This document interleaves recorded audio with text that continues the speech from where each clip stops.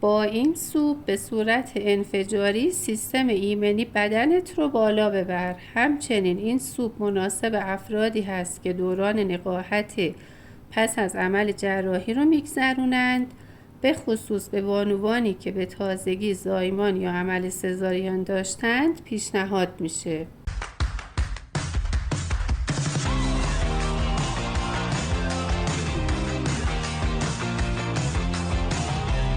سلام عزیزای دلم، به کانال مادر جون لیلا خوش اومدید. اگه دوست دارید آشپزی رو به صورت حرفه‌ای و استادانه آموزش ببینید، کانال خودتون رو سابسکرایب کنید و روی دکمه زنگوله هم کلیک کنید تا از آموزش‌های بعدی ما هم با خبر شوید. ممنون میشم که با لایک هاتون به ما انرژی میدید. خب دوستای گلم، برای تهیه این سوپ بسیار مقوی نیاز داریم به یک مقداری روغن، یک عدد پیاز متوسط نگینی ریز خرد شده رو اضافه میکنم به روغن. حالا من یک تیکه ماهیچه گوسفندی، یعنی برای این مدل سوپ باید از ماهیچه گرم گوسفندی استفاده کنید. گوشت گرم و تازه چه گوسفندی رو میذارم داخل پیازها و میگذارم کاملا تفت بخوره. اگه برای اشخاصی که عمل زایمان داشتن، سزارین داشتن یا بیمارانی که دوره نقاهتشون رو دارن سپری میکنن، عمل جراحی داشتن، حتما از ماهیچه تازه و گرم گوسفندی استفاده کنید و همچنین که مقدار ماهیچه‌ش هم درشت و خوب باشه. یک قسمت از ماهیچه هم هست از قلم که جدا میشه، اونو هم من اضافه میکنم به دلیل اینکه این کلاژن ساز هست و خاصیت خوبی داره، خاصیت درمانی خیلی عالی داره. میذارم که این ماهیچه با این پیاز و روغن یک مقداری تفت بخوره. یکی دو بار بهش سر میزنیم به ماهیچه‌مون و زیر و روش میکنیم که کاملا همه قسمت های ماهیچه تفت بخوره. خب دوستان عزیز، من این ماهیچه رو پشت رو میکنم درون قابلمه و میگذارم هر دو طرفش تفت بخوره. زمانی که با شعله کاملا ملایم این ماهیچه قشنگ تفت خورد، ببینید پیازش هم کاراملی شده بدون اینکه سرخ بشه، بدون اینکه پیازش بسوزه. قشنگ به مدت 1 رو 20 دقیقه با حرارت کاملا ملایم گذاشتم این ماهیچه تفت خورد هر دو طرفش درون پیاز. خب حالا وقتشه که یک مقدار ادویه بهش اضافه کنیم و بگذاریم کمی هم با ادویه ها تفت بخورن، چون این سوپ برای افرادی هست که نقاهت بعد از عمل جراحی رو انجام میدن یا اشخاصی که حالا زایمان داشتن. خیلی من بهش ادویه های تند و معطر رو اضافه نمی کنم، فقط در حد زردچوبه و پودر پاپریکا. یک مقدارم من پودر پاپریکا رو اضافه می کنم. تمام میزان مواد و اندازه ها رو من توی توضیحات، قسمت توضیحات براتون توضیح دادم و نوشتم، حتما مطالعه بفرمایید. یک مقدارم میگذاریم با این ادویه‌جات کاملا تفت بخوره.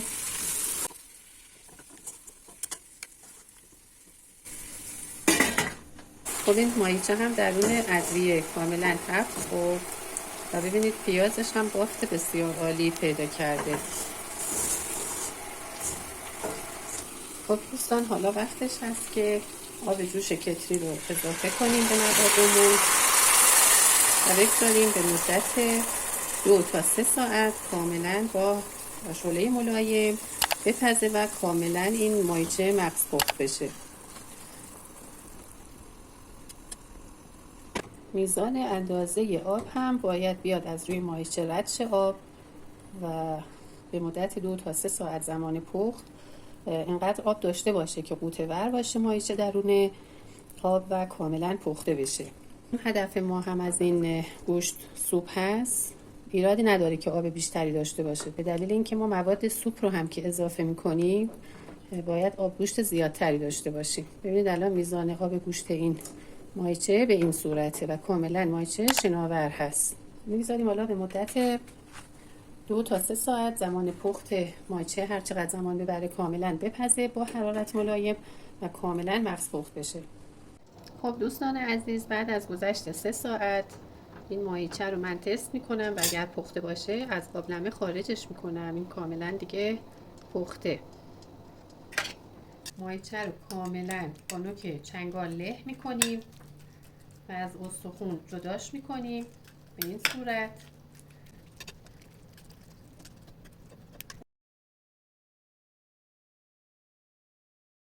خب حالا من ماهیچه له شده رو برمیگردونم به قابلمه. استخونش رو هم گرفتم. اگر دیدید که تیکه های استخون داره آب گوشتتون رو حتما صاف کنید. خب یک لیوان گندم خرد شده داشتیم، یک لیوان بلغور گندم داشتیم. اینو من میریزم درون یک کاسه. حالا گندم رو با یک مقداری آب خیس میکنم. دیگه نیازی به شستن نداره چون این ویتامین و خاصیتش از بین میره اگر زیر آب بخوایم بشوریمش زیاد. ببینید به این صورت من با آب آتیش میکنم، میگذارم 10 دقیقه یک رو کمی خیس بخوره، بعد به سوپ اضافهش میکنم. خب الان من به اون آب جوشی که ملاحظه فرمودید گندم رو به مدت 10 دقیقه یک رو خیس کردم و به این صورت در اومد. و این آب و ویتامین گندم رو نمیخوام دور بریزم. میزان 3 قاشق سوپ خوری هم برنج دون شده دارم، برنج دون شده محلی هست و این ترکیب رو هم به سوپ اضافه میکنم. خب حالا من این بلغور گندم رو به سوپمون اضافه میکنم. خب مخلوطش میکنم. خب حالا به میزان 3 قاشق سوپ خوری برنج دون شده محلی داشتیم، اون رو هم اضافه میکنم. مواد رو با هم مخلوط میکنیم، هم میزنیم. ببینید چقدر آب گوشت قلم خوش رنگ و عالی شده، بدون اصلا نیاز به ادویه زیاد، بدون نیاز به ادویه تند. با همین ترکیب ساده زردچوبه و پاپریکا یک آب گوشت و یک آب سوپ بسیار عالی ما تا اینجا داریم. برای اعمال جراحی و نقاهت بعد از اعمال جراحی و زایمان و سزارین بهتر هست که از ادویه‌های تند و خیلی زیاد استفاده نشه. باید سوپ ساده و در عین سادگی بسیار خوشمزه و خوشخوراک باشه برای بیمار. خب حالا من این ترکیب رو میگذارم سرشو تا کاملا با حرارت ملایم بپزه و جا بیفته. تو این مدت هم میرم سراغ سبزیجات و سبزیجات رو رنده میکنم. خب حالا از این دیس ظرف سبزیجاتمون یک دونه کدو رو برمیدارم من. خب کدو رو رنده میزنم، رنده درشتم بزنید حتما. این کدوی رنده شده رو من کنار میگذارم. 2 عدد هویج درشت رو از این سبزیجات برمیدارم. 2 عدد هویج درشت رو هم رنده میزنم. خب حالا دوستان کدوی رنده شده رو اضافه میکنم به مواد سوپمون. هویج رو هم اضافه میکنم، هویج رنده شده رو. یعنی از زمانی که برنج و بلغور گندم رو اضافه کردم سریع کدو و هویج رو هم اضافه میکنم و میگذارم تمام مواد با هم کاملا بپزه، پخته بشه، له بشه، میکس بشه داخل خودش و کاملا جا بیفته.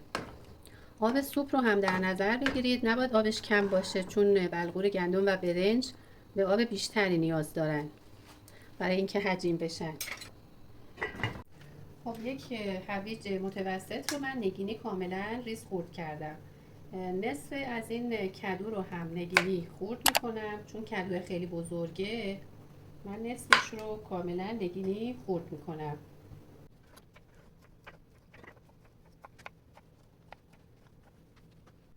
خب حالا یه دونه هم فلفل دلمه‌ای قرمز دارم، اون رو هم کاملا نگینی ریز خورد میکنم. فلفل دلمه‌ای قرمز به دلیل وجود ویتامین C زیادش برای این خوراک خیلی مفید هست. هر سه رو با هم کاملا ریز نگینی خورد کردم و زمانی که مواد سوپ نیم پز شد این مواد رو هم، این سبزیجات رو هم به اون سوپ اضافه میکنم. خب حالا تا سوپمون آماده میشه 3 عدد گوجه فرنگی درشت رسیده و قرمز یا رنده میزنیم یا پوره میکنیم.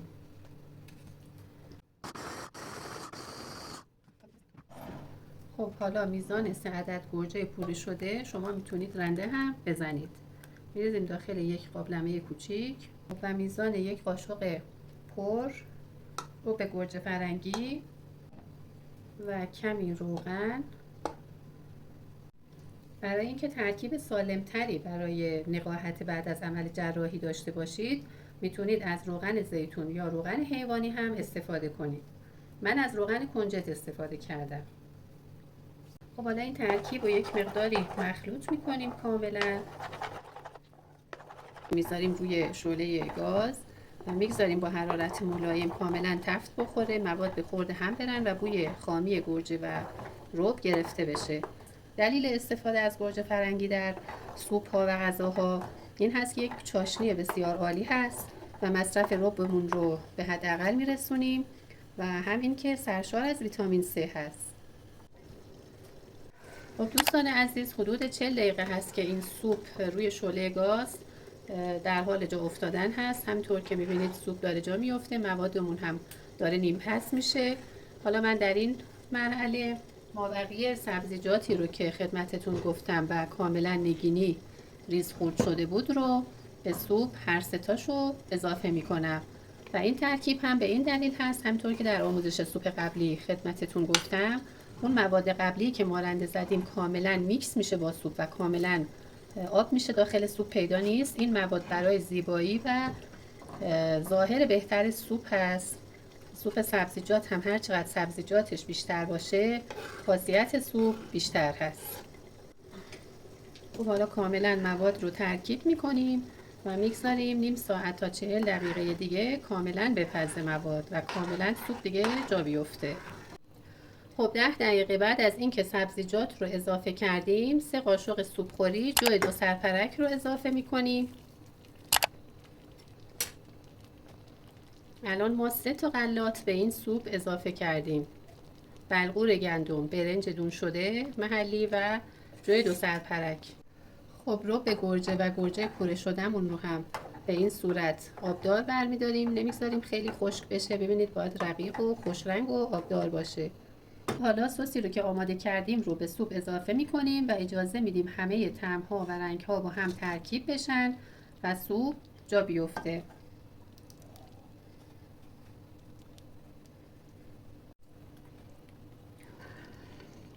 حالا همه مواد رو هم میزنیم ترکیب میکنیم.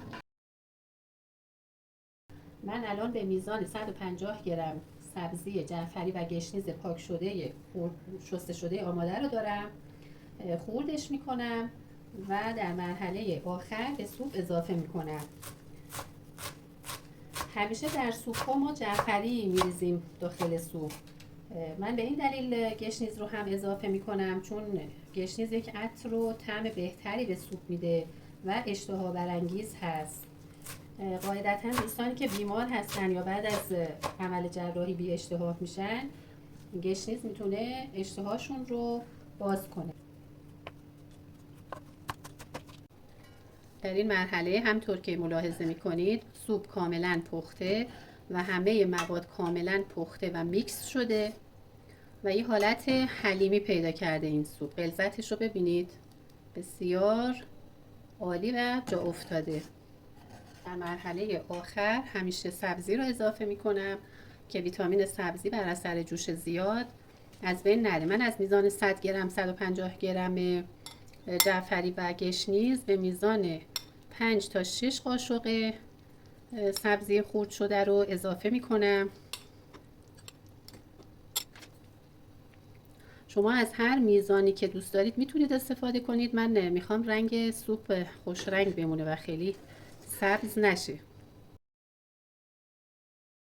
من یک 10 دقیقه یک ربع آخر سبزی رو به سوپام اضافه میکنم همیشه و نمیگذارم جوش زیادی بخوره. در مرحله آخر هم آب 3 تا لیموی تازه رو میگیرم و به سوپ اضافه میکنم. به میزانی که مجاز به مصرف نمک هستید نمک رو اضافه میکنیم.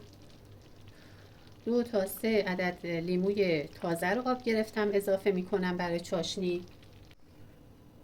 خب دوستای گلم، سوپ ما کاملا پخته و جا افتاده.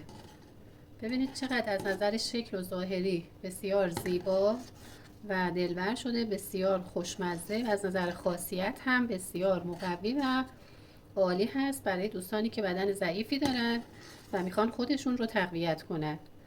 اگر این آموزش براتون مفید بود، کانال خودتون رو سابسکرایب کنید، برای دکمه زنگوله هم کلیک کنید تا از آموزش های بعدی هم مطلع شوید. کانال ما رو به دوستان خودتون هم معرفی کنید تا به جمع خانواده ما بپیوندند. با لایک هاتون به ما انرژی بدید و خوشحال میشم که نظرات و پیشنهادات خودتون رو به صورت کامنت با ما به اشتراک بگذارید. نوش جانتون.